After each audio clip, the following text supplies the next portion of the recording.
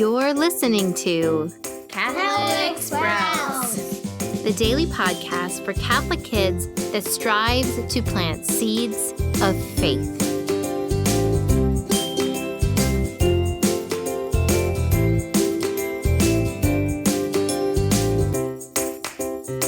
Hey there, Sprouts. Today is Tuesday, October 5th, 2021. Today is also the feast day of Saint Faustina. Now, Saint Faustina was a Polish nun that lived not too long ago, but we know Saint Faustina most for the visions that she received of Christ. And these visions have become known as the Divine Mercy. The Divine Mercy is an image, a prayer, a novena, a feast day, but the image of the Divine Mercy shows Christ standing before us, taking a step closer to us. He is gesturing toward his heart, and from his heart are coming rays of red and blue light. This reminds us of when his heart was pierced on the cross and blood and water flowed forth. Blood symbolizing the Eucharist, water reminding us of our baptism. But this image with the words underneath it, Jesus, I trust in you, remind us that God is an ocean of mercy. No matter what we have done, he is there waiting to forgive us, to wrap us in his mercy, and to help us start again. The only thing we have to do to receive this love and mercy is to trust him. So let's all reflect on that. Lord, increase my trust in you.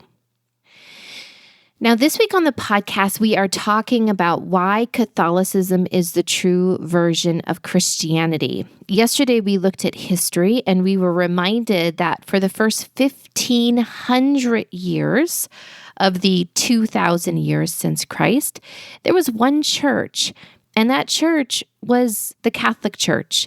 They celebrated Mass and had priests and all of the sacraments and prayed the rosary. There was one church.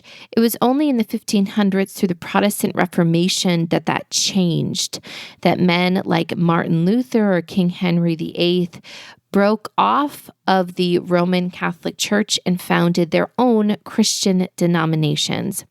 Now, before we go further in this proof, I think it's important that we address one thing. Now, I would bet that no matter who you are or where you live, you have close friends or family members that are Protestant. And maybe they even were Catholic, but they've left the Catholic Church and become Protestant. And this can be a really difficult thing to go through if these are people we love and respect. Because in a way, saying that Catholicism is the true version of Christianity is at the same time saying that Lutheranism or evangelical churches are not the true version of Christianity. And it can be very hard for us to say that. In the world today, we feel like we should have an open mind, like we should respect the choices of other people.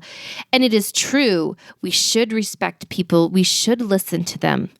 But we should never stop our search for truth because we don't want to hurt someone else's feelings. When we seek truth, and remember, Jesus Christ tells us that he is the way, the truth, and the life, there is nothing that should keep us from him. Not embarrassment, not discomfort for how other people might feel. We should seek him and seek him first. Now, what I want you to realize is that if we have an open mind, if we're simply accepting of everything and we don't want to say that this is right and this is wrong, then in the end, we won't come to any conclusions. When I was a young girl, I had many close friends who were Protestant, and I felt bad saying that my church, the Catholic Church, was the true version of Christianity. I felt bad because I felt that was putting them down. But friends, our duty is not to make people feel good. Our duty is to help bring them to the truth.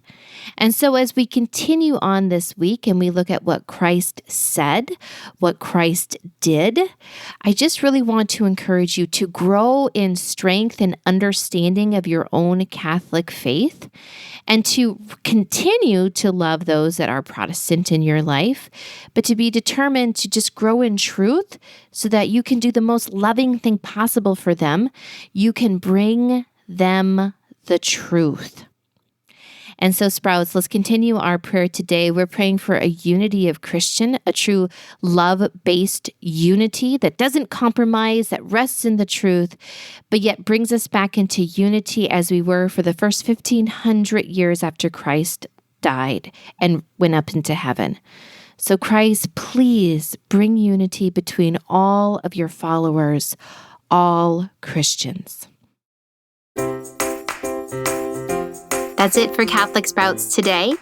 We'll be back tomorrow, but until then, continue to grow in your faith and truly sprout into the beautiful creation that God created you to be.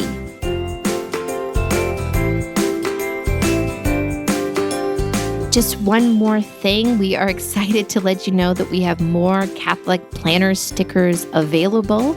We sold out in 2 days the last time we offered them. So supplies are limited. If you would like your own set of stickers that can transform any planner into a Catholic planner, don't delay. Find the link in the show notes and grab a set for you and for your kids.